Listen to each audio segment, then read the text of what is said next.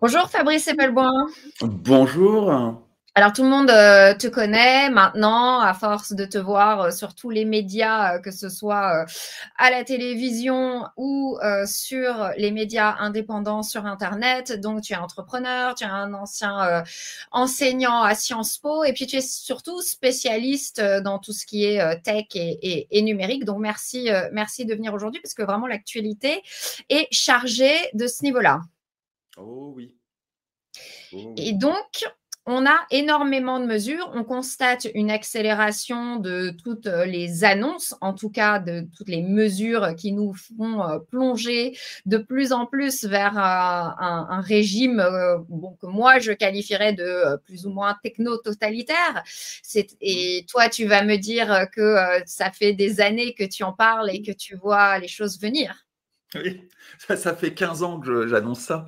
Donc, c'est pas que ça me réjouit, mais quelque part, le fait d'avoir, non pas eu raison en avance de phase, mais d'avoir alerté en avance de phase, me donne cette petite satisfaction dans cette catastrophe actuelle. Oui, tu te sens moins seul désormais parce qu'on est quand même assez nombreux maintenant à en parler et à s'inquiéter de la direction dans laquelle on nous emmène. Et puis, je voulais commencer donc cette émission et les questions par quelque chose que les médias ont assez peu couvert, peut-être par pudeur. C'est en fait ce que j'appelle le porn exit, c'est-à-dire que toutes les des plateformes de porno ont fermé sur le secteur de la France suite à Mm. l'application de la loi Sren, dont on avait d'ailleurs parlé dans mon podcast La vie en Rosanne. Mm. Et voilà, et je voulais que tu nous parles un petit peu de ça parce que voilà, on en a très peu parlé dans les Alors, médias. à l'origine, il y a quand même un vrai gros problème, hein. Moi, je suis le Gus qui parle de numérique à la télé depuis 15 ans et j'ai 55 ans. Donc, tous mes petits camarades de collège et de lycée ont vu ma gueule à la télé et aujourd'hui ont l'âge d'avoir des enfants. Et j'ai grosso des centaines d'anciens camarades de lycée qui, pour une raison ou pour une autre, m'ont contacté alors que je ne les avais pas vus depuis 20, 30 ans. Et la moitié d'entre eux, c'était sur ce problème. Mon Ah, gamin accède au porno, qu'est-ce que je peux faire? C'est un vrai gros problème. Le porno a évolué de façon considérable entre mon adolescence, où c'était des cassettes VHS de films qui passaient sur Canal+, qui s'échangeaient dans la cour de récré. Et pour les plus jeunes de ceux qui nous regardent, allez regarder les pornos des années 80, vous allez être mort de rire, à tel point c'est insignifiant par rapport à ce qu'on a aujourd'hui.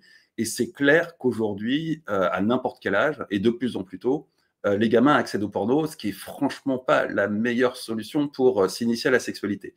Moi, de mon temps, c'était dans le catalogue de la Redoute ou dans des manuels médicaux pour savoir techniquement comment ça fonctionnait. Aujourd'hui, la découverte de la sexualité se fait essentiellement par ça. Ça traumatise à juste raison les parents. Ça ne favorise certainement pas une initiation saine à la sexualité chez les adolescents. Et c'est un énorme problème. La solution la plus évidente, c'est de mettre des filtres parentaux. Ce n'est pas une solution bulletproof, mais c'est quand même pas mal.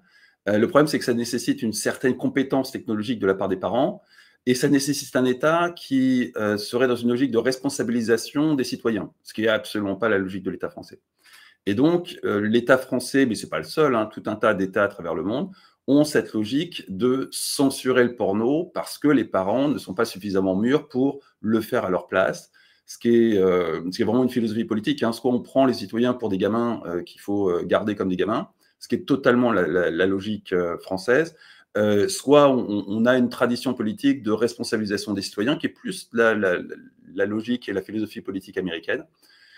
Toujours est-il qu'on en est arrivé à cette extrémité qui consiste, alors non pas à censurer le porno, hein. Là, grosso modo, c'est les plateformes, les trois principales plateformes de diffusion de porno qui, pour contester des mesures technologiques complètement débiles que l'État français voulait mettre en place, ont carrément, eux, censuré la France.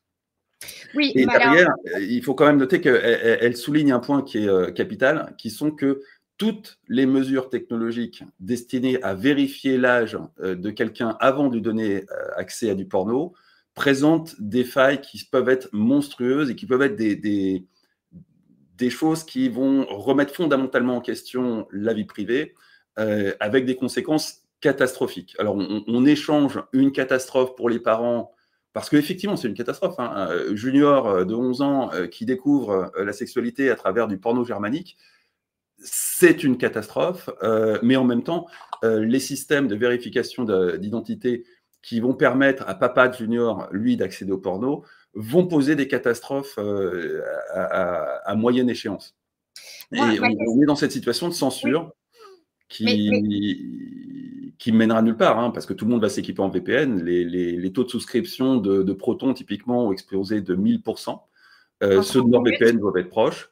Et donc, on va habituer une population tout entière à contourner des contraintes législatives qui plus est, ne sont pas conformes aux lois européennes. Donc, on est dans le grand n'importe quoi.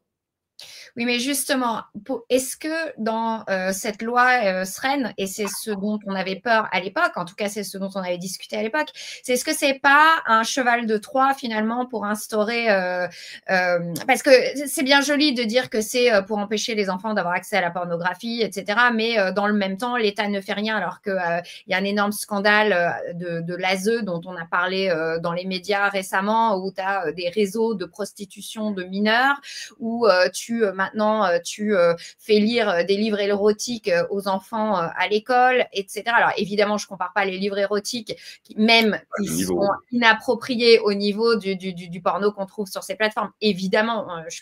Pas nécessairement, Béatrice. Si tu prends en compte le fait que les gamins, des années avant d'avoir vu ces livres érotiques à l'école, ont vu du porno sur Pornhub, pas nécessairement. Ça, c'était plutôt, à mon sens, une tentative pour contrebalancer le défaut d'éducation sexuelle donné par les parents. La plupart des parents ne se mêlent pas de ça, aujourd'hui comme hier. Et du coup, c'est le porno qui prend le relais, ce qui est vraiment une situation catastrophique. Donc, l'idée de compenser ça par quelque chose qui est tout aussi maladroit, qui est effectivement pas d'initier à la sexualité, il ne faut pas déconner, mais d'introduire la sexualité à l'école, c'est pas forcément débile, mais c'est sûr que ça choque tout autant les parents qui sont déjà... Moi, je ne pense pas que ce soit à la place de l'école d'introduire à la sexualité, sans jeu de mots. Je pense que c'est la place de l'école de prévenir contre voilà, les maladies sexuellement transmissibles, d'enseigner sur la reproduction humaine et autres. Voilà, mais pas de rentrer dans la sphère de l'intime qui est la sexualité. La sexualité, c'est vraiment la sphère de l'intime. Après, tout ce qui est sanitaire, tout à fait. Je suis 100% d'accord. La contraception, les MST, etc., tout à fait. Tout ce qui est intime et qui relève de la sexualité pure et simple, je pense que ça n'a rien à faire à l'école. Mais ça, c'est un autre débat.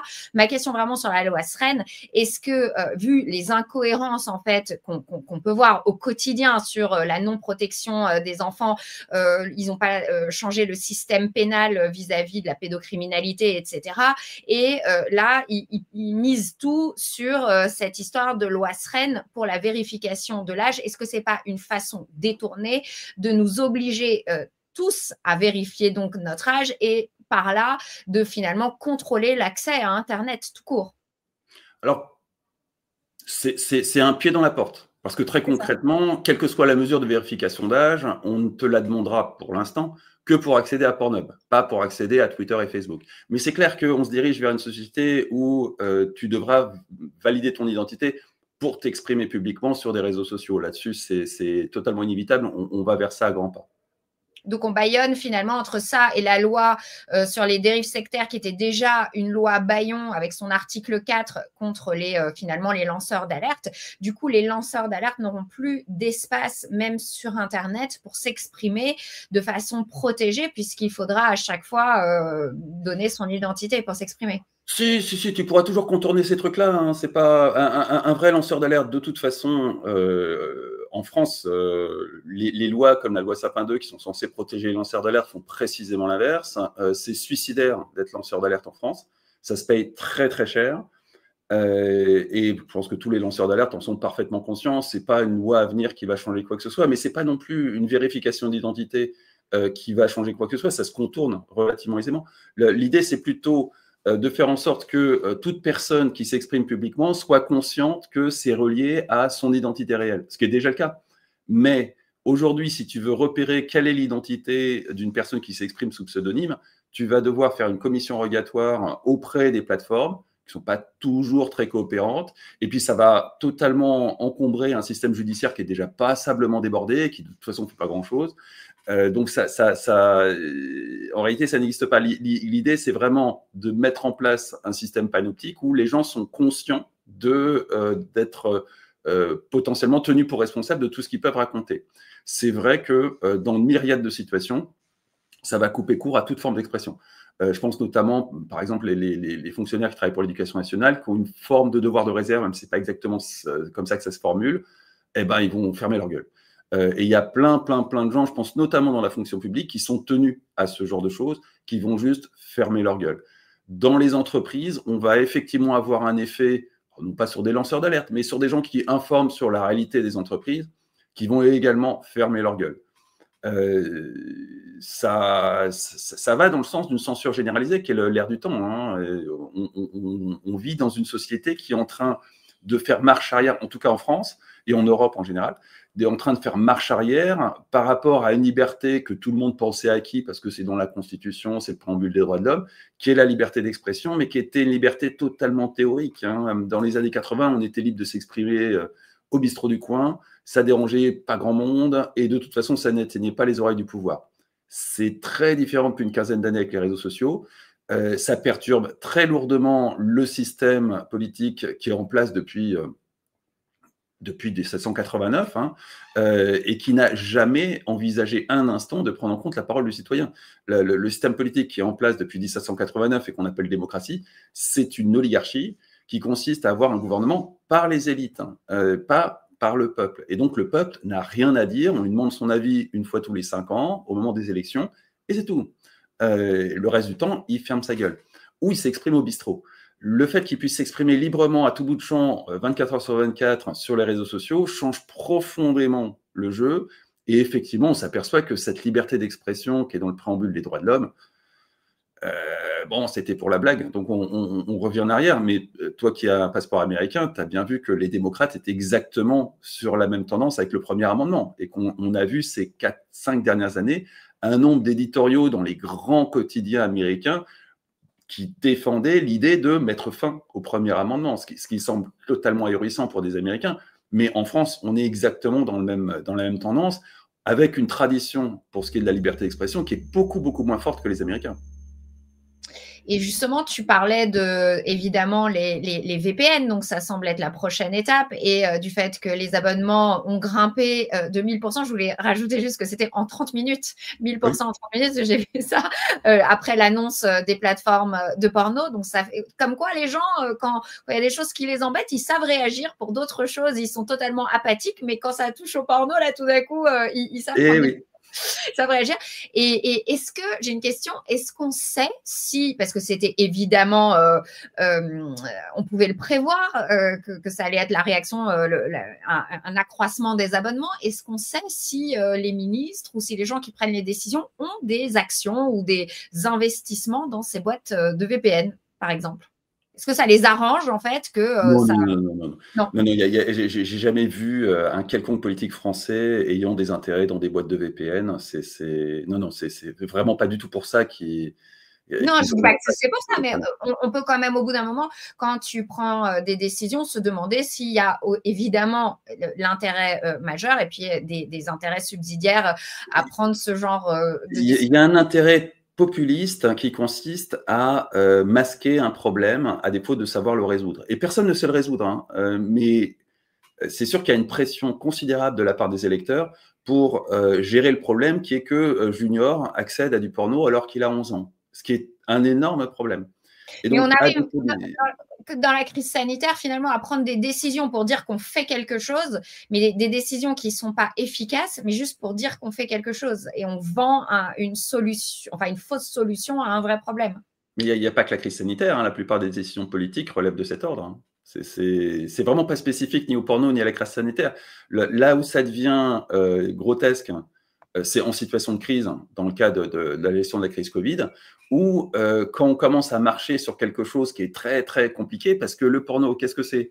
C'est Junior qui regarde du porno, et ça, tout le monde est d'accord pour dire que ça serait mieux d'éviter. Madame il y a à peu près, le public de Pornhub, c'est 1 tiers de filles, 2 tiers de garçons. Et donc, grosso modo, pour une fille qui regarde du porno, il y a 2 garçons qui regardent du porno. Et donc, fondamentalement, tu vas trouver beaucoup plus de femmes qui seront tout à fait d'accord avec des mesures d'interdiction du porno sans réfléchir aux side effects parce qu'elles-mêmes ne sont pas consommatrices. Alors, par contre, chez les garçons, je crois de mémoire, la proportion de garçons qui regardent du porno, c'est de l'ordre de 98%.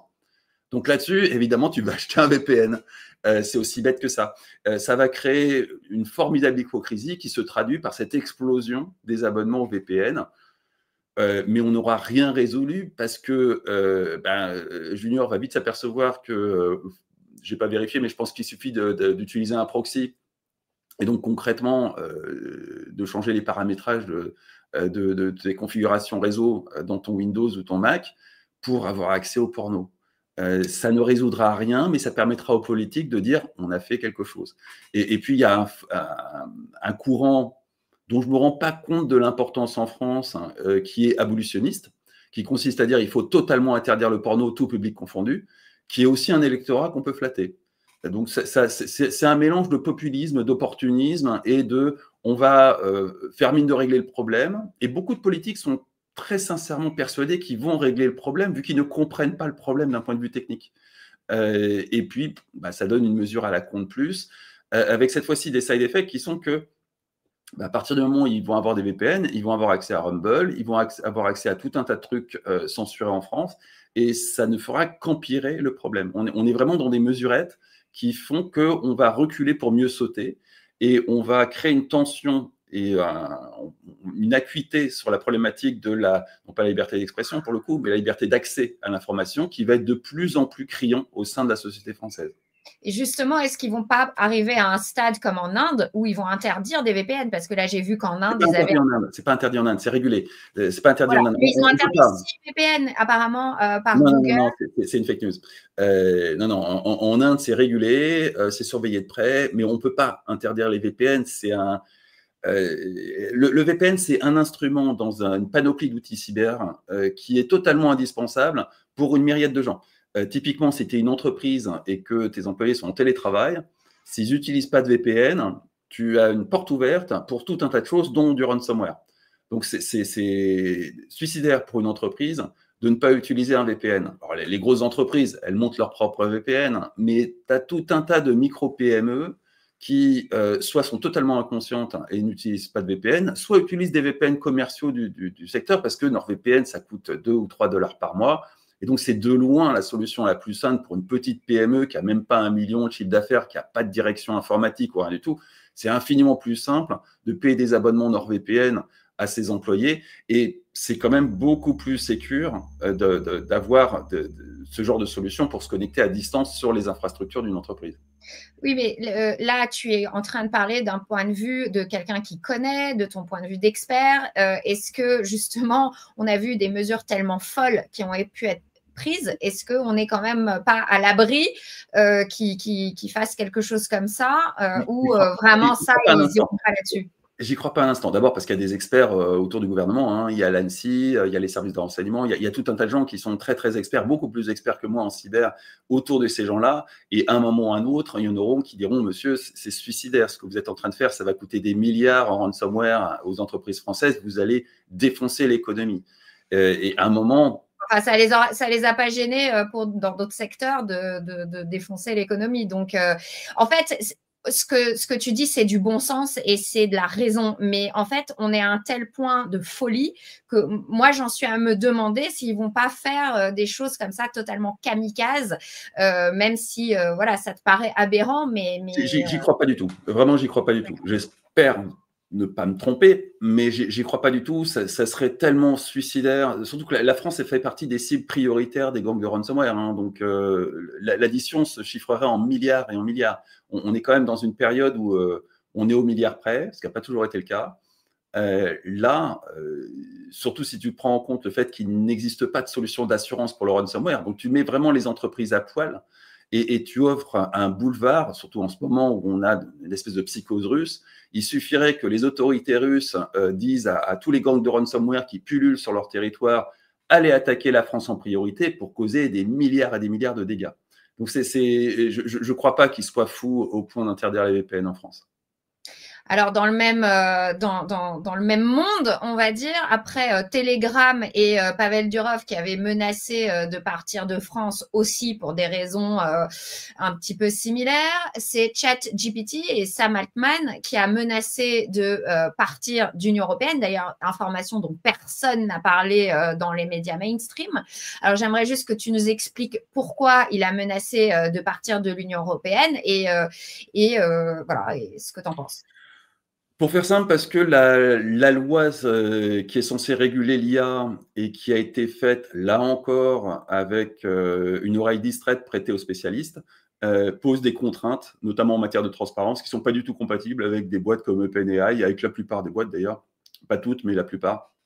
Et donc, effectivement, si cette loi entre en application, on n'aura pas d'intelligence artificielle sur le continent européen, donc on va très rapidement rétrograder au niveau d'un tiers-monde parce que le surplus de productivité qu'a toujours apporté depuis les années 70 l'informatique, hein, l'essentiel des gains de productivité de l'économie depuis les années 70, c'est l'outil informatique. Mais là, avec l'intelligence artificielle, c'est spectaculaire, c'est absolument spectaculaire, avec des conséquences qui ne sont pas drôles, hein, notamment sur l'emploi et sur la transformation radicale de la notion de travail. Mais toujours est-il que si on laisse toutes les nations du monde utiliser cet outil pour booster leur productivité et se transformer du fait de ces nouveaux outils, et que le continent européen, dans son coin, reste en dehors de ces outils, on va très rapidement se retrouver à être le tiers-monde de ce petit monde. En fait, la loi dont tu parles, c'est le EU AI Act. Ouais. C'est cette IA woke dont parlait Emmanuel Macron à un moment donné quand il avait dit qu'il voulait lancer le continent européen dans une intelligence artificielle qui soit équitable, sur le genre, sur tout ça, non? Alors, on va oublier le terme woke un instant. Il y a deux façons de rendre éthique une intelligence artificielle. Il y en a une qui est parfaitement débile, hein, qui consiste à pré-prompter l'intelligence artificielle avant que tu aies accès.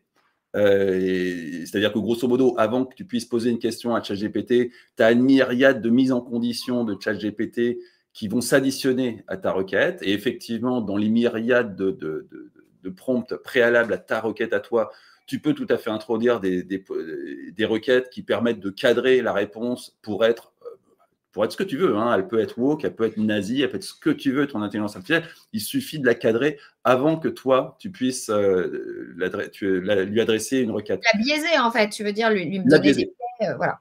La biaiser. Et effectivement, il y a plein de questions qui posent problème par rapport à cette idéologie progressiste qui part un peu très loin, parce que une IA qui se base sur des faits va de temps à autre être en parfaite contradiction avec ce que beaucoup de monde aimerait entendre. Le problème de ça, c'est que ça se déprogramme très facilement.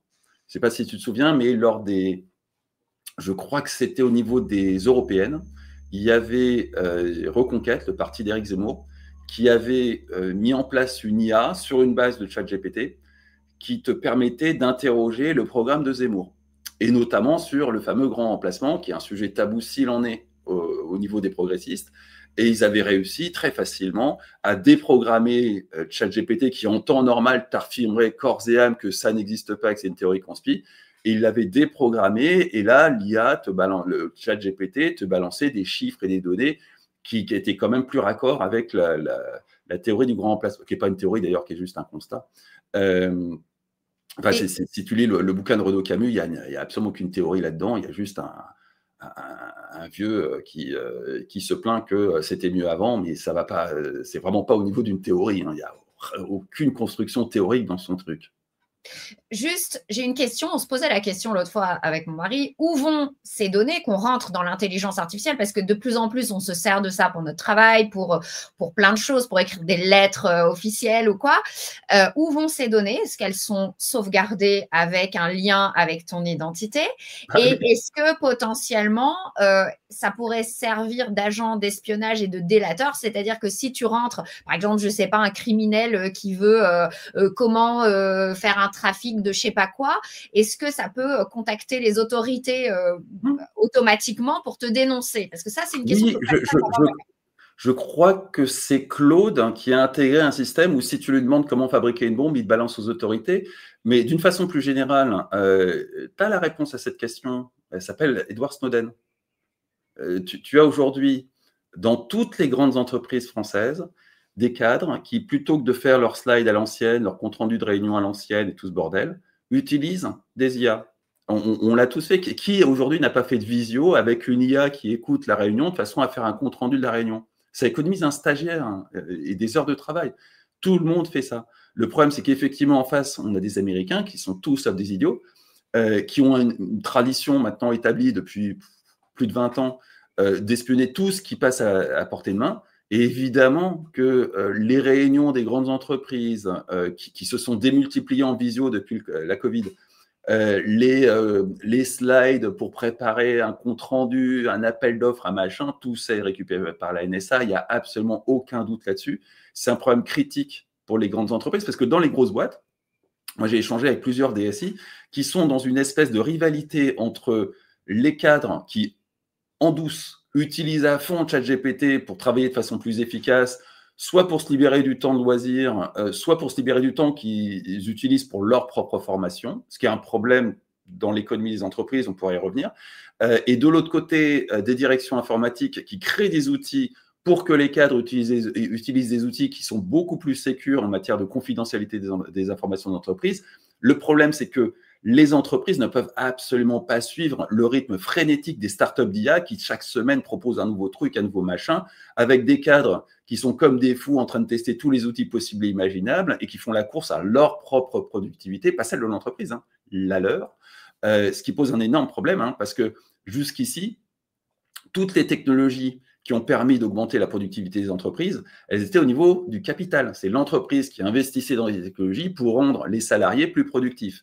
Là, c'est les salariés qui investissent soit dans de la formation, soit dans une licence à $20 chez OpenAI pour augmenter leur productivité. Donc, on a une espèce de bug dans la matrix du capitalisme entre, pour ceux qui s'intéressent au capitalisme et au marxisme, entre le capital productif et le capital je suis en train de nommer les pinceaux, capital productif d'un côté et capital variable de l'autre. Le capital variable, c'est les salariés. Le capital productif, c'est l'usine. Habituellement, c'est le capital productif qui investit dans la technologie pour augmenter la productivité du capital variable et éventuellement baisser le capital variable, c'est la masse salariale. Là, on a les salariés qui augmentent leur productivité pour récupérer du temps de travail en temps de loisir ou en temps de formation. C'est un dérèglement massif dans l'équation même du capitalisme. Donc, on va là aussi vers une catastrophe. Donc, on voit un double dérèglement. Donc, le dérèglement au niveau entrepreneurial dont tu parles et le dérèglement qui fait qu'on avance inexorablement. Capitaliste, pas entrepreneurial. Pour l'entrepreneuriat, ça change aussi beaucoup de choses, mais c'est plus une opportunité pour l'entrepreneuriat. Pour le capitalisme en tant que tel, ça change l'équation. Et une équation qui est établie depuis Marx, et même les plus pro-capitalistes qui soient, ne nie pas le fait que les bases posées par Marx sont effectivement tout à fait solides et parfaitement applicables à n'importe quelle situation capitaliste. On a des actionnaires qui ont du pognon, qui investissent du pognon dans une usine, qui achètent des nouveaux robots dans l'usine, que ce soit des technologies, des robots, peu importe, qui permettent de rendre les ouvriers plus productifs pour gagner plus de rendement pour les actionnaires. Cette équation-là, qui est le fondement du capitalisme, elle est remise en question par l'intelligence artificielle. Je disais entrepreneurial parce qu'au niveau du capitalisme en général, les gens peuvent te dire que ça libère du temps de loisir et donc que les gens vont dépenser de l'argent et faire tourner le système d'une façon différente. Pas du tout. Si tu es dans le développement informatique, par exemple, ta productivité va être multipliée par 2, 3, 4. Et donc, le marché n'étant pas infini, étant plutôt constant, très concrètement, tu as besoin de 2, 3 ou 4 fois moins d'employés. Donc, tu vas créer un chômage phénoménal. Tu ne vas pas pour autant multiplier les salaires par 2, 3 ou 4 parce qu'il y a ce qui s'appelle les charges. Et donc, fondamentalement, tu vas faire s'effondrer la consommation. Donc, c'est vraiment un bug fondamental dans la matrice. C'est pas une technologie qui va permettre de libérer du temps de loisir et de se baffrer dans la consommation. C'est une technologie qui remet fondamentalement en question les fondements du capitalisme. Il y a de bonnes chances qu'on passe à autre chose, tout autre chose, et ça va se faire de façon violente et assez rapide. C'est dans les 5 à 10 ans, même plutôt dans les 5 que les 10, qu'on va voir ces changements fondamentaux dans l'équation même du capitalisme. C'est intéressant. Ça, c'est en plus du côté surveillance, c'est vraiment un élément en plus que je n'avais pas vu, mais en effet, il y a ça et le dérèglement de l'inexorable avancée de la surveillance de masse. Donc, encore une fois, on sort d'un régime de liberté, etc. Et tout converge vers ça. On a Bruno Retailleau donc, qui veut la généralisation de la reconnaissance faciale avec les caméras algorithmiques. Il y a Christian Estrosi cette semaine qui est venu à la télévision pour être très fier de dire qu'il a illégalement mis, je crois que c'est 9000 caméras algorithmiques illégalement dans sa ville et qui compte bien continuer malgré le retoquage de la CNIL. Donc, comment on peut expliquer aux gens qu'en fait, il n'y a pas en plus de corrélation, puisqu'à Nice, là où il a mis ses caméras algorithmiques, le trafic de drogue, il y a eu des articles qui ont été faits là-dessus et publiés de rapports qui montrent que le trafic de drogue et les homicides ont explosé, je crois que c'est en 2023 ou en 2024, donc quand il y avait déjà ces caméras. Donc, il n'y a pas de corrélation entre une société plus sécurisée et ces caméras. Donc, comment on peut expliquer aux gens que, encore une fois, c'est une fausse solution à un vrai problème? C'est pas évident du tout parce qu'on n'a jamais réussi à faire péter cette idée que j'ai rien à me reprocher, donc j'ai rien à cacher. Alors, c'est relativement facile à faire péter. La démocratie n'étant pas un long fleuve tranquille, le régime politique dans lequel nous serons dans 10 ans n'aura absolument rien à voir avec ce qu'on vit aujourd'hui. On ne sait pas très bien ce que ce sera, mais ça n'aura rien à voir. Donc, il y a des choses dont on n'a absolument pas besoin de se cacher aujourd'hui, qui pourraient devenir absolument critiques demain. Je te prends un exemple. Imaginons un homosexuel.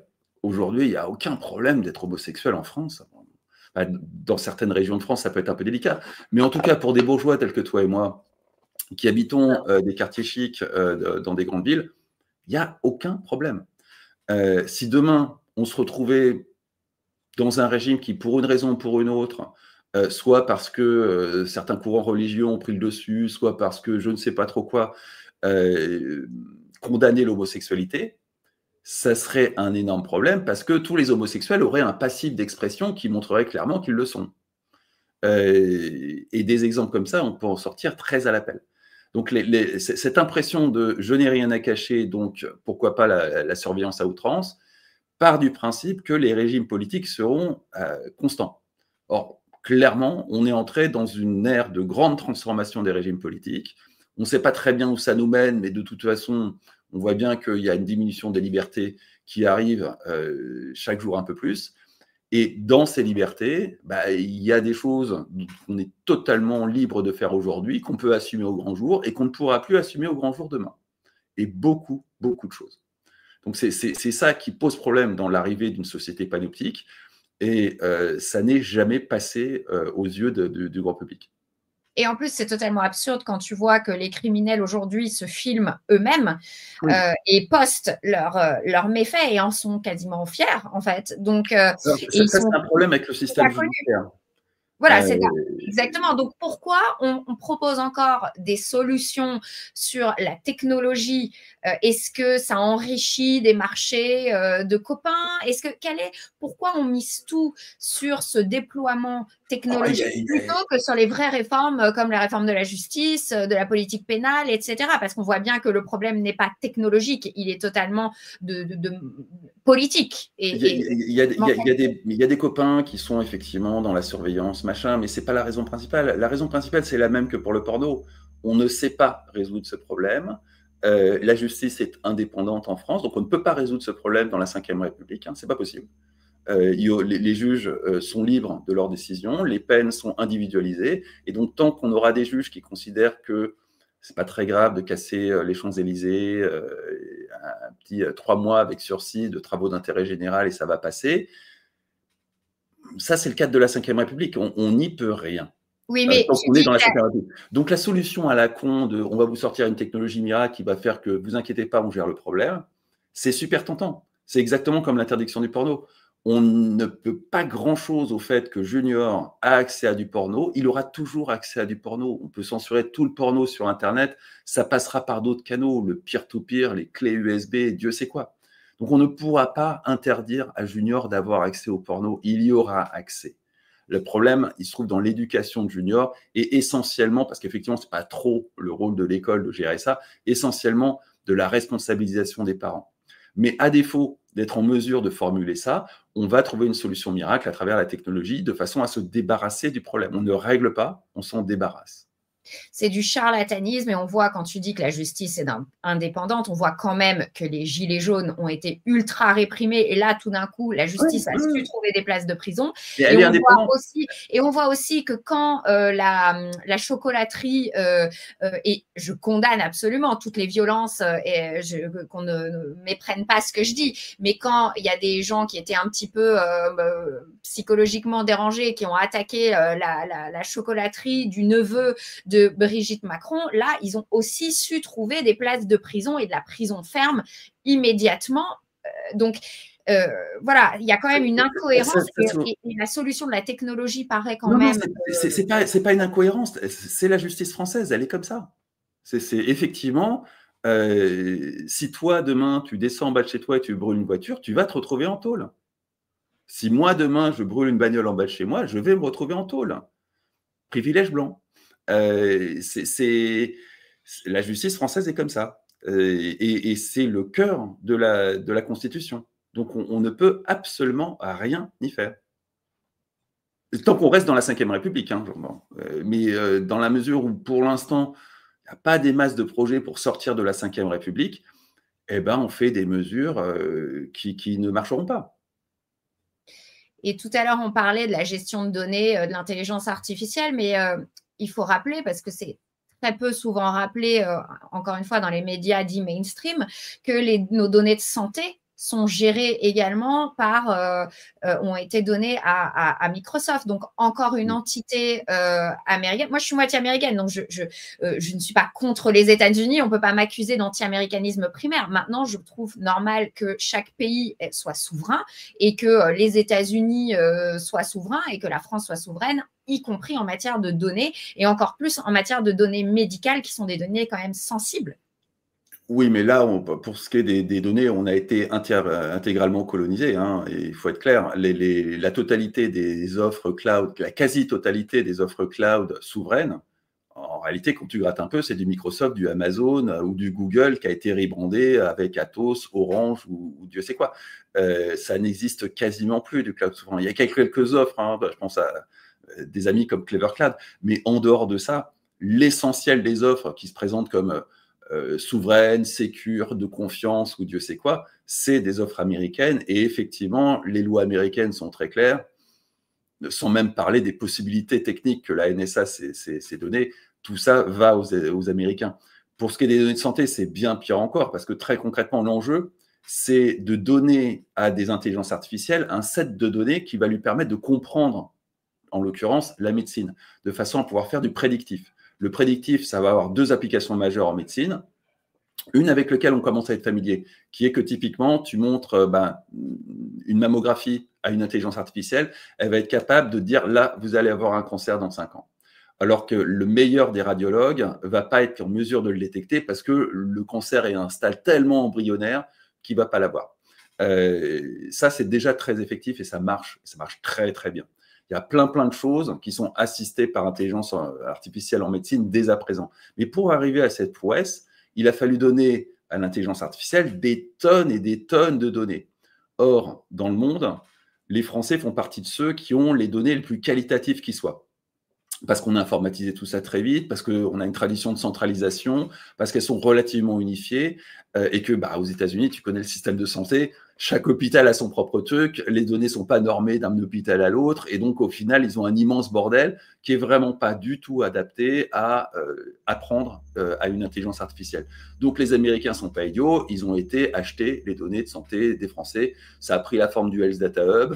dans 5 à 10 ans, on ira probablement dans Mediapart ou quelque chose dans le genre, un immense scandale de pot de vin ou de je ne sais pas trop quoi. Pour l'instant, on ne sait pas quelle a été la contrepartie, mais évidemment, on n'a pas fait ça gratuitement, hein, on n'est pas débile. Toujours est-il qu'effectivement, on a donné les données de santé aux Américains, ce qui va nous revenir, alors d'une part, avec ces applications prédictives sur la médecine, mais surtout à travers la fin de la sécurité sociale, parce qu'on va de plus en plus déporter ce qui était du ressort de la sécurité sociale sur des mutuelles ou des assurances privées. Et ces assurances privées, elles, peuvent qualifier le risque qu'il y a à t'assurer toi ou à m'assurer moi. Et ça, ce risque, il va être aussi évalué par des intelligences artificielles sur la base de nos données de santé. Et demain, on aura des assureurs qui nous diront « Désolé, on ne va pas vous assurer parce qu'on sait bien que vous allez choper un cancer dans les 3 ans. » alors que la voisine qui a exactement le même âge, il n'y a aucun souci parce que vos données de santé nous permettent d'anticiper un parfait état de santé pour les 25 ans qui viennent, à part quelques grippettes. Donc tout va bien, on va vous offrir une mutuelle à un prix absolument imbattable que les assureurs traditionnels ne pourront jamais rivaliser avec ça, vu qu'eux n'auront pas accès à ces technologies. Ça va donner un remplacement total des assureurs traditionnels par ces nouveaux types d'assureurs qui ont ces outils pour anticiper le risque. Et puis, ça va donner énormément de gens qui seront laissés sur le carreau, comme aux États-Unis, j'ai envie de dire. Hein. Ça ne choque pas vraiment les Américains d'être laissés sur le carreau par un système de santé. Pour les Français, la transition va être très, très, très rude. Donc, tu vois, tout à l'heure, tu disais les dirigeants sont conseillés par des équipes d'experts, etc. Donc, ils ne peuvent pas ne pas savoir que ça va être la conséquence. Donc, ça va impacter sur la santé, oui. Sur la santé, il n'y a aucun doute. On ne sait pas qui a pris un chèque, on ne sait pas comment ça s'est passé, mais il n'y a aucun doute. Personne n'est débile. Ils étaient, en plus, les gens qui étaient aux manettes du Health Data Hub avaient suffisamment de compétences en matière d'IA pour savoir ce qui allait se passer. Donc là-dessus, il n'y a absolument pas l'ombre d'un doute. Il y a une malversation quelque part. Donc, ça va être la fin de notre système social. Et oui. En plus, moi, je vois un autre problème, c'est-à-dire un problème géopolitique, puisqu'en fait, la politique que menait le général de Gaulle et même Jacques Chirac, qui s'était opposé à l'invasion en Irak, tout ça ne sera évidemment plus possible, puisqu'ils nous tiennent complètement, en fait, même avec ces guerres. C'est déjà le cas. C'est vraiment déjà le cas. Et ça, le tournant, il est au niveau de Sarkozy. Sarkozy, dont le surnom c'était l'Américain, a vendu le pays aux États-Unis. Donc c'est entériné, ça fait bientôt 20 ans. Donc c'est un état de fait. On est totalement colonisé sur le numérique, aussi bien en matière d'infrastructure, ce qu'on appelle généralement le cloud utilisé par l'essentiel du tissu économique français est américain. Et donc les données vont aux États-Unis, ou sont en libre accès aux yeux du pouvoir américain. Et pour ce qui est on va dire, de la vie sociale, elle est quasiment aux mains des Américains. Il y a un petit bout qui est aux mains des Chinois avec TikTok, mais la réalité, c'est que il y a encore certains pays qui ont un système médiatique qui tient la route. Si tu prends la Suède, par exemple, tu as les 3/4 de la population suédoise qui croient ce que les médias leur disent. Tu prends la population française, tu n'as qu'un quart de la population qui croit ce que les médias leur disent. Ce que je te sors là, c'est le classement Reuters, qui est un classement international. Il y a un autre classement qui est Kantar, qui donne à peu près les mêmes résultats. Donc, d'un pays à l'autre, ça ne va pas être la même chose. Mais pour des pays comme la France et pour les États-Unis, hein, la France et les États-Unis sont à touche-touche dans l'effondrement de la crédibilité des médias, et c'est les 2 pires pays de la planète avec la Corée du Sud. Pour ces pays-là, effectivement, l'opinion publique, c'est les réseaux sociaux. D'où cette espèce de tension qu'il y a aussi bien aux États-Unis, en tout cas sous l'ère Biden, qu'en France, pour censurer les réseaux sociaux, parce que dans la mesure où le contrôle des médias ne sert plus à grand-chose pour contrôler l'opinion publique, il faut contrôler les réseaux sociaux. Et malheureusement, on voit qu'aucune opposition, opposition entre guillemets, ne dénonce ça. Personne n'en parle et donc tout le monde laisse faire. Finalement, tout le monde fait partie de la passivité qui permet que ça continue et qu'on s'enfonce. Et ça, vraiment, c'est effrayant. Et encore une fois, moi, étant moitié américaine, je ne veux pas critiquer les États-Unis. Si on leur laisse le champ libre pour le faire, ils ont raison de le faire. C'était à nous, Français, de ma partie française, à la France, de se protéger et de ne pas finalement trahir son peuple et de laisser ça se faire. Oui, mais c'est fait. J'insiste là-dessus, c'est fait et c'est irrémédiable. Donc, qui va, imagine demain que je sorte un Twitter français qui obéisse aux lois françaises, qui va s'inscrire sur un truc pareil, connaissant l'état de la liberté d'expression en France par rapport à l'état de la liberté d'expression aux États-Unis, ou la liberté d'expression que nous offre de façon parfaitement hypocrite la Chine, qu'évidemment, elle n'offre pas à ses propres citoyens. Personne ne va s'inscrire sur une plateforme de réseau social français. Personne aujourd'hui, très peu de monde ne va utiliser un cloud français du fait qu'il y a une offre qui est ridicule par rapport à la pléthore d'offres américaines et que la puissance des sociétés américaines comme Microsoft, Google ou Amazon fait que de toute façon, quand tu montes une startup en France, Amazon t'offre le cloud pendant 1 ou 2 ans. Donc, quand tu montes une startup, tu as très peu d'argent. Si Amazon te permet d'avoir gratuitement ce que une société française qui a besoin d'équilibrer ses comptes va t'offrir pour 50 000 balles, tu vas aller sur Amazon. Et au bout d'un moment, tu vas développer ton système sur de l'Amazon. Il sera beaucoup trop tard pour changer de crémerie. Je voulais parler du cash et de l'annonce de Gérald Darmanin, mais comme je veux pas que l'émission soit trop longue et je voulais vraiment aborder le sujet de Palantir parce que c'est un sujet, encore une fois, dont personne ne parle nulle part, alors que je pense que dans les années à venir, ça va devenir vraiment un sujet vraiment pertinent et majeur. En fait, pour les spectateurs, Palantir Technologies, j'explique un petit peu ce que c'est, je donne le contexte, c'est une entreprise américaine qui est spécialisée dans l'analyse de données massives, donc on reste dans le sujet des big data, qui a été fondée en 2003 par Peter Thiel, Alex Karp et d'autres. Et elle développe des logiciels comme Gotham, tout un programme, déjà rien que le nom, et Foundry, qui sont utilisés pour traiter et analyser des grandes quantités de données provenant de sources variées. Donc, en fait, le but, c'est de créer une espèce de base de données centralisée entre les différents services aux États-Unis. En tout cas, c'est ce qui est en train d'être fait. Non. Pas le but, mais c'est toute la sophistication de Palantir tient au fait qu'il n'a même pas besoin de centraliser les données. Il peut se connecter à tout un tas de trucs totalement disparates et malgré tout faire sens de ça. Donc, on passe outre la nécessaire centralisation qui est un cauchemar technique et souvent qui est une impossibilité. La plupart du temps, c'est absolument impossible de centraliser les données parce que tu as un ministère qui le fait comme ci, un autre qui le fait comme ça. Des sources privées qui sont comme ci, c'est tellement bordélique que la centralisation qui implique une uniformisation n'est tout simplement pas possible. Le génie de Palantir a été, entre autres, de pouvoir s'attaquer à des sources de données totalement disparates, voire des données pas du tout structurées. En Inde, par exemple, ils récupèrent des données qui sont des notes écrites dans des commissariats de quartier, d'endroits qui sont mais vraiment sous-développés d'un point de vue technologique. Et ils arrivent à faire sens de tout ça. Donc, il n'y a pas nécessairement de centralisation. C'est ce qui fait vraiment la supériorité technologique de Palantir, c'est justement de ne pas avoir nécessairement besoin par cette étape de centralisation, d'uniformisation des données. Tu parles du point de vue technique, mais finalement, le résultat va être le même que si c'était possible techniquement de centraliser. Voilà. C'est une centralisation, je ne sais pas comment l'expliquer, mais conceptuelle, on va dire ça. Mais techniquement, ça n'est pas de la centralisation. C'est ce qu'a fait le Doge aux États-Unis. Voilà. Quand Musk a débarqué en cassant tout dans tout un tas d'agences fédérales, il a connecté du Palantir aux données de tout un tas d'agences fédérales. Et du coup, aujourd'hui, on se voit, alors notamment avec Foundry, on voit arriver un Palantir qui va avoir accès à une quantité astronomique de données venant de toutes les agences et les ministères américains, qui va pouvoir faire sens, les croiser et on va voir ce qu'ils vont faire avec, mais a priori, ça ne va pas être très cool.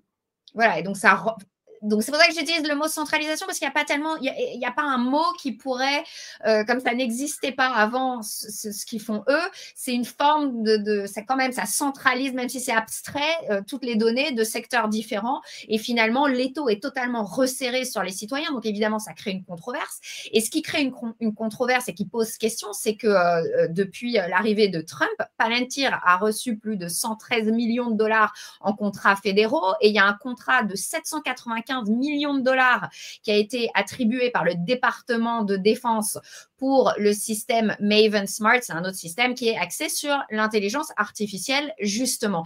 Et du coup, il y a Et il faut savoir que Peter Thiel est le mentor de J.D. Vance, qui est le vice-président américain, qui a beaucoup de gens de Palantir qui étaient dans le Dodge, tu viens d'en parler, qui était ce département à la tête duquel il y avait Elon Musk, qui est maintenant parti, mais qui était chargé de couper le financement fédéral à tout un tas de trucs qui disaient qui étaient du gâchis d'argent public. Bref, tout ça pour dire qu'il y a une collision quand même entre Palantir, qui est un petit peu faiseur de roi même, et qui a maintenant beaucoup de pouvoir.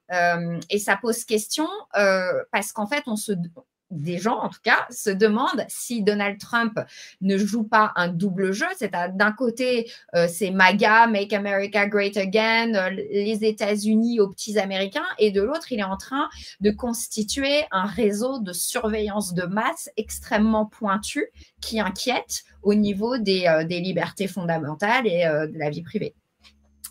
Oui, et le problème qu'on a en France, c'est que dès que c'est à gauche de LFI, c'est qualifié de fascisme. Et qu'on a tendance à appeler ça technofascisme. Je voyais encore aujourd'hui sur France Télévisions une émission consacrée au technofascisme et qui évidemment mettait Peter Thiel en avant. Ça n'est pas ça. Peter Thiel, c'est un libertarien et c'est une catégorie bien spécifique de libertariens qui sont les libertariens paternalistes. Leur vision de la société, c'est un troupeau de moutons avec des chiens de berger. Et ils voient l'élite comme les chiens de berger, qui sont en charge non pas d'agresser, de contraindre la population, comme on le ferait dans un régime fasciste, mais de donner un petit nudge qui va permettre à l'ensemble du troupeau d'aller dans la bonne direction. Jamais, très rarement, un chien de berger ne va mordre un mouton. Il va juste lui donner un petit nudge qui va lui permettre d'impacter tout l'ensemble du troupeau pour aller gentiment à l'étable ou à l'abattoir. C'est fondamentalement différent du fascisme. C'est pas mieux ni moins bien, mais c'est très très différent du fascisme. Et c'est important de comprendre cette nuance parce que c'est ce projet de paternalisme libertarien où on va diriger la société à coups de nudge qui est en train de se mettre en place aux États-Unis. Ça n'est pas du technofascisme. Le technofascisme, c'est quelque chose de beaucoup plus contraignant. On va contraindre la population. Ça, c'est plutôt ce qui est en train d'être mis en place en Europe. C'est l'incitation versus contrainte. Mais bon, l'incitation, comme pendant la crise sanitaire, où ils appelaient incitation un truc qui te mettait en situation de mort sociale et de mort professionnelle, bon, finalement… Non, le nudge au moment du Covid, c'était le formulaire où on s'autorisait à aller promener son chien. Ça, c'était totalement débile, mais ça donnait la sensation qu'effectivement, aller dehors, c'était dangereux sans pour autant contraindre. Le nudge, c'est quand même une des grandes philosophies, d'ailleurs, dont Macron est un adepte, hein, mais c'est très différent de la contrainte où, par exemple, en Chine, si tu sortais de chez toi, tu te prenais un coup de matraque dans la gueule de la police du coin. Ou de toute façon, on avait barricadé ton immeuble et tu ne pouvais plus physiquement sortir de chez toi. C'est très, très différent. La Chine était plutôt sur un modèle qu'on peut assimiler à du fascisme. Ce nudge d'auto-certification je certifie qu'à 10h45, je vais promener mon chien et que je serai rentré avant 11h05 parce que je n'ai pas le droit de sortir plus de 20 minutes, ça, c'est du nudge. C'est très différent. Et encore une fois, je ne dis pas que l'un est meilleur que l'autre. Hein. C'est deux choses différentes. C'est important de faire la différence entre du paternalisme libertarien et du fascisme. Tout simplement parce qu'on va voir les deux modèles se développer. Hein. L'Europe prend pour l'instant la direction de technofascisme, parce qu'on est aussi dans une logique de surveillance à outrance, alors que les États-Unis prennent la direction d'un paternalisme libertarien. Les deux vont donner des sociétés où les libertés individuelles vont fondre comme neige au soleil, mais ça sera beaucoup plus subtil et insidieux aux États-Unis. Et donc certainement beaucoup plus accepté par les sociétés. Mais alors en France, on est dans la contrainte. Est-ce que Donald Trump joue à un double jeu finalement? Et parce que même dans son propre camp, il y a des gens qui commencent à s'inquiéter de ses décisions. Et est-ce que tu penses que ça a à voir avec l'embrouille qu'il y a eu entre Musk? Est-ce que ça a à voir ou rien à voir entre Musk et Trump? Donald Trump, il a deux piliers pour arriver au pouvoir. Il en a un qui est très, très bien symbolisé par Musk et Peter Thiel, qui sont les libertariens, et un autre qui est très bien symbolisé par Steve Bannon, qui sont des fascistes. Donc, il marche sur deux pattes. Pour l'instant, Musk a pété les plombs, mais Peter Thiel est toujours dans la danse et J.D. Vance est toujours vice-président. Et J.D. Vance, il est inamovible. Hein. Il est élu, il est là pour rester. Oui, mais Musk justement, avait approuvé dans un des tweets pendant la journée où ils se sont embrouillés, il avait approuvé et retweeté un tweet qui disait qu'il fallait destituer Donald Trump et mettre J.D. Vance à la place de Donald Trump. Donc, comment on fait sens de tout ça à la lumière de Palantir et si tu regardes Steve Bannon, il sabre le champagne depuis qu'il y a une embrouille entre Musk et Trump, et il demande à ce que Musk soit déporté parce qu'il a effectivement triché sur son statut et qu'à la base, il était migrant illégal avant d'acquérir la nationalité américaine. Non, c'est vraiment deux courants qui portent le mouvement MAGA, sachant que les libertariens n'ont aucune base électorale ou presque, hein, ça représente 3 fois rien.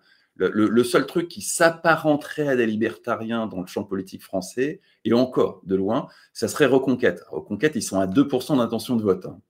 Donc on ne peut pas dire que c'est une base électorale derrière ça. Les libertariens aux États-Unis, bah, tu connais, hein, ça fait quelques pourcents à chaque élection, et jusqu'ici, ils n'étaient pas bien méchants. Là, ils sont un peu plus inquiétants. Alors que le mouvement que représente Steve Bannon, là, on est vraiment sur les blue-collar américains, ça représente des millions et des millions d'électeurs. Donc, c'est une vraie base électorale. Et Trump, bah, il a le cul entre deux chaises. Et il a un Elon Musk qui ne doit vraiment pas être simple à gérer, parce que le mec n'a pas l'habitude d'être géré. Qu'il a pété les plombs, mais il a effacé la plupart des conneries qu'il a écrites ces derniers jours. C'est pas évident du tout qu'il revienne en odeur de sainteté, mais de toute façon, il les tient un peu par les couilles. Hein. On a plus de 90% des satellites qui sont lancés ces dernières années, qui sont lancés via SpaceX. Donc sans SpaceX, il n'y a plus de programme spatial américain, ni autre d'ailleurs. Hein. La productivité pour le lancement de satellites de SpaceX par rapport à tout ce qui existait précédemment, par rapport à Ariane, par rapport à ce que font les Russes, par rapport à ce que savent faire les Chinois, c'est d'un ordre de magnitude tellement phénoménal que je crois que dès aujourd'hui, SpaceX est plus ou moins rentable juste avec Starlink. Et Starlink, qui est donc ce système où on peut avoir accès à Internet via satellite, qui a demandé la mise en orbite d'un nombre considérable de satellites, n'était faisable que par l'abaissement absolument dramatique du coût de lancement d'un satellite. Avant, un programme de SpaceX n'était pas envisageable parce que impossible à rentabiliser. Le fait qu'aujourd'hui, ça coûte pas rien, mais 3 fois rien de lancer un satellite fait que on peut lancer un truc comme Starlink. Et l'intérêt de Starlink, c'est de financer SpaceX, et l'ambition de SpaceX, c'est d'aller sur Mars. Il ne faut pas non plus perdre ça de vue. Ça aussi, c'est des conneries qu'on entend sans arrêt à la télé. Elon Musk, son ambition dans la vie, c'est pas d'être l'homme le plus riche du monde. C'est fait. Si c'était son ambition, il serait exactement dans la même situation que Bezos. Bezos, il passe son temps à se la couler douce sur un yacht et à profiter de son pognon. Et objectivement, je pense que tout le monde ferait pareil. Musk, il est très, très différent. Son ambition, c'est d'aller sur Mars. Donc, il a beau être l'homme le plus riche du monde, il continue à travailler 7 jours sur 7, il continue à mettre les mains dans le cambouis de chacune de ses entreprises, alors que Bezos, il a délégué ça à des managers et il surveille ça de loin. Même quand il était à la tête d'Amazon, il allait rarement mettre son nez dans le moindre petit détail de quoi que si, c'est ça, Bezos, mais pas de la même façon que Musk. Donc on a affaire à un mec qui est, je ne vais pas dire fou, c'est idiot, mais différent, très différent, et dont le seul moteur dans la vie, c'est d'aller sur Mars. Un peu comme un petit garçon qui aurait eu l'ambition d'aller sur Mars quand il était petit, qui lisait des bouquins de science-fiction et qui n'aurait pas décroché. Et qui, du fait de... C'est quand même un grand génie industriel, hein, probablement le plus grand génie industriel avec Thomas Edison que les États-Unis aient connu, il s'est donné les moyens d'aller sur Mars. Et sa seule ambition, c'est d'aller sur Mars. Il se lève le matin en disant « je vais aller sur Mars ». Et accessoirement, pour aller sur Mars, il a besoin d'une quantité absolument pharaonique de pognon parce que aller sur Mars, ça n'a aucun intérêt économique. Aucun, absolument aucun. En tout cas, pas avant des générations. En plus d'aller sur Mars, ce qu'il veut, c'est faire de la race humaine une multiplanétaire, en fait. Il y a tout un délire civilisationnel autour du fait d'être multiplanétaire, mais son ambition n'est pas d'être l'homme le plus riche du monde. Il s'en fout totalement. S'il avait pu trouver un moyen d'aller sur Mars autrement qu'en devenant l'homme le plus riche du monde, il aurait pris ce moyen-là. C'est vraiment sa seule ambition, c'est d'aller sur Mars. Ça paraît fou et effectivement, c'est quelque chose qui est incompréhensible pour le journaliste français, pour qui tout ça, c'est des sales capitalistes. C'est très lié à l'uniformité idéologique des journalistes en France. Et donc, à partir du moment où le mec est multimilliardaire, il ne peut avoir comme ambition que de faire un maximum de pognon. C'est souvent vrai, hein, mais pour ce qui est de Musk, c'est pas le cas. C'est pas comme ça qu'on peut comprendre les motivations d'Elon Musk. Et juste sur Donald Trump, du coup, est-ce qu'il joue un double jeu ou et comment ça va se terminer cette histoire? Parce que l'Américain moyen, avec son arme et son premier amendement, est-ce qu'ils vont tolérer l'avancée de Palantir et après Trump? Ma dernière question, ce sera, est-ce que nous, on utilise, parce qu'en Grèce, ils ont utilisé Palantir pendant la crise sanitaire et d'ailleurs, ça a posé question parce qu'il y avait de l'opacité par rapport à la surveillance des déplacements en Grèce dans le pays.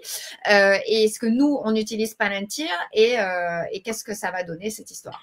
Alors, le citoyen américain avec son second amendement et son 9 mm sous son oreiller va vraisemblablement, ça va passer parce que justement, on n'est pas dans du fascisme contre lequel il se rebellerait.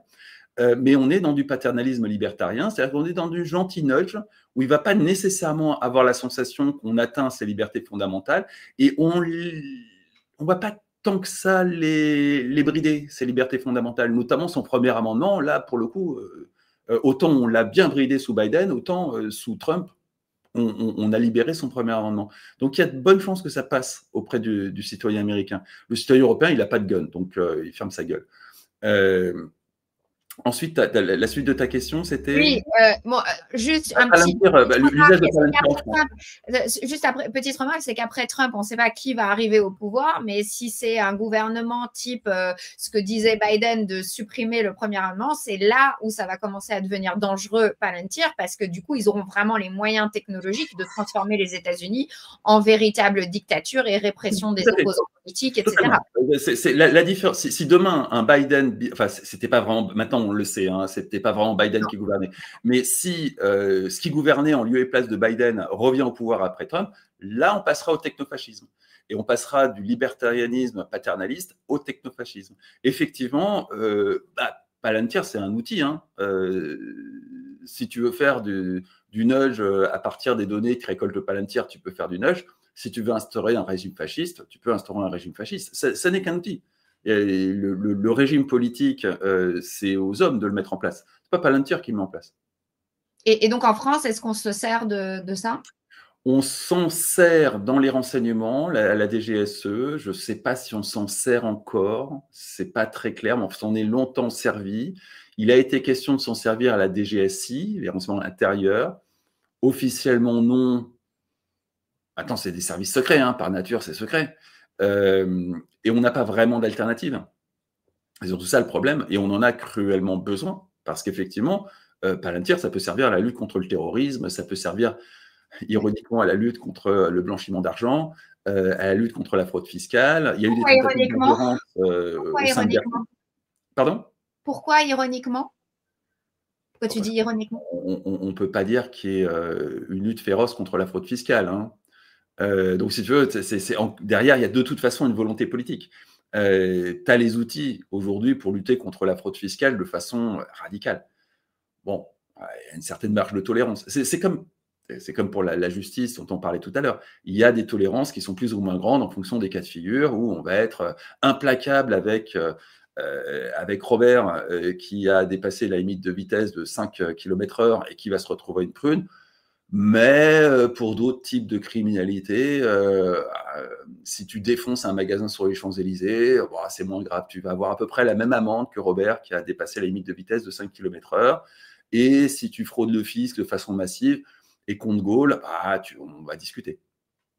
C'est tout le problème de la justice en France. Pour la fraude fiscale, il faut être honnête, ce n'est pas la justice, ça se joue à Bercy.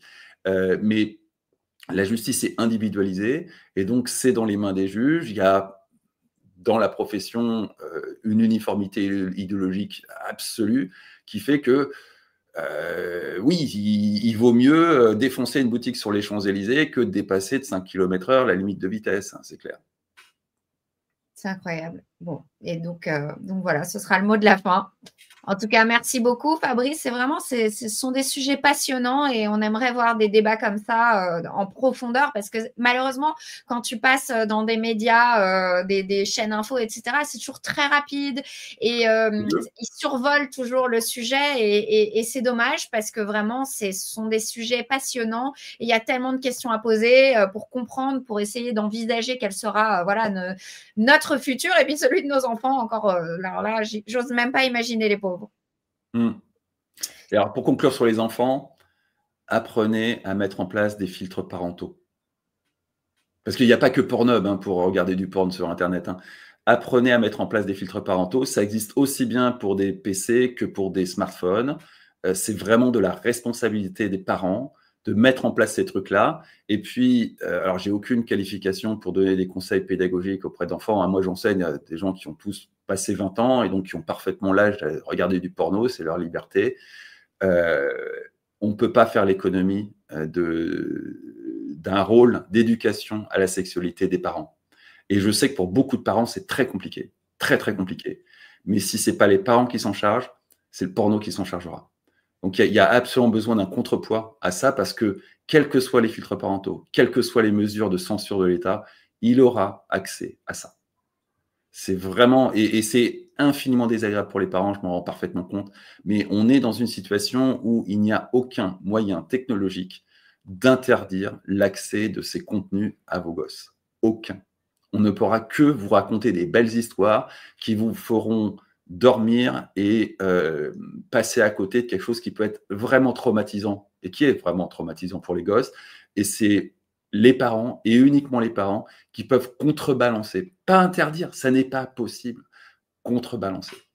Il faut vraiment prendre en compte cette réalité technologique. Il n'y a pas moyen d'empêcher l'accès à ces contenus. Ça n'est pas possible. On peut le rendre plus difficile, mais alors la motivation d'un adolescent pour aller trouver du porn passera toutes les difficultés. Il n'y a aucun souci. Il suffit d'interroger ma génération, où c'était compliqué d'avoir accès au porno parce que c'était chiffré, crypté sur Canal+.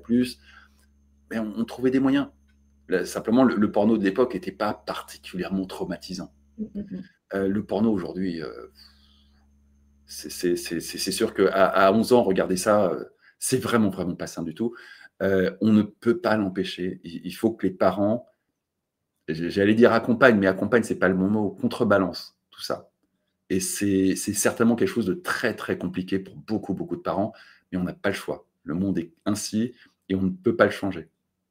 Je suis tout à fait d'accord avec ce que tu dis et ce que tu me dis vient de me donner l'idée. Je préférerais que l'argent public soit utilisé à faire même des tutos pour apprendre aux gens à faire des filtres parentaux sur la technologie, sur les smartphones, sur les iPads. Tu vas sur le site de e-enfance, tu as les tutos, tu as tout ce qu'il faut. C'est vraiment… tout est là, tout est là. C'est un site public? Oui. e-enfance, c'est une association qui est financée en large partie par l'État, donc c'est nos sous, et qui a deux missions. La lutte contre contre les pédos, qui était l'une de ses missions originelles, mais aujourd'hui, ces deux principales missions, c'est justement d'accompagner les parents dans ce genre de choses, ce dont on vient de parler, et de lutter contre le harcèlement scolaire. Donc, ça fait partie des missions d'e-enfance. J'ai regardé le site il n'y a pas longtemps pour tout ce qui est filtres parentaux. C'est plutôt bien foutu. Il y a des tutoriaux, il y a des recommandations pour différents logiciels. Et donc, fondamentalement, si vous offrez un smartphone à votre gosse, c'est une inconscience totale d'offrir un smartphone à son gosse sans préalablement, avant de lui filer, avoir installé des filtres, s'être assuré qu'il n'a pas les droits administrateurs sur son smartphone et que donc ces filtres seront effectifs sur son smartphone. Pareil, si vous lui offrez un ordinateur, et de toute façon, il y a un moment, ça va être indispensable, c'est de la responsabilité des parents de configurer l'ordinateur pour qu'il n'ait pas de compte administrateur, il n'ait qu'un compte utilisateur et que ce compte utilisateur ait certaines restrictions, notamment essentiellement dans l'accès au porno, parce que pour le reste, je ne vois pas très bien l'intérêt de restreindre l'accès à l'information d'un gamin. Au contraire, je pense que le principal rôle et d'un prof et d'un parent aujourd'hui, c'est de développer la curiosité des enfants, parce que pour ce qui est des contenus, ils ont accès à tout. Donc, à partir du moment où votre gosse, il est curieux et où il a appris à apprendre, il est pareil, il a tout ce qu'il faut sous la main, il n'a plus vraiment besoin du système d'enseignement qui, jusqu'ici, qui est pensé pour transmettre des connaissances. Aujourd'hui, avec YouTube et compagnie, les gamins peuvent apprendre tout sur n'importe quoi. Il faut juste les rendre curieux et éviter qu'ils tombent dans des abîmes de captation d'attention à la TikTok. C'est ça, malheureusement, le rôle des parents aujourd'hui. C'est très compliqué. On les accompagne pas trop. C'est pour ça que l'enfance est vraiment important. On n'accompagne pas trop les parents et on a un système éducatif qui est en ruine et qui, de toute façon, a des objectifs qui datent d'un autre siècle. Oui, mais tu vois, donc c'est beaucoup plus intelligent de promouvoir. Il devrait y avoir des pubs régulièrement à la télévision. Moi, je connaissais même pas l'existence de ce site, alors que je suis parent et que évidemment, ça m'intéresse d'aller voir ce qui est fait, de voir les tutos, etc. Et je pense que ça concernerait énormément de gens qui, s'ils connaissaient l'existence, iraient dessus. Et donc, il devrait y avoir des pubs régulières à la télé pour ça.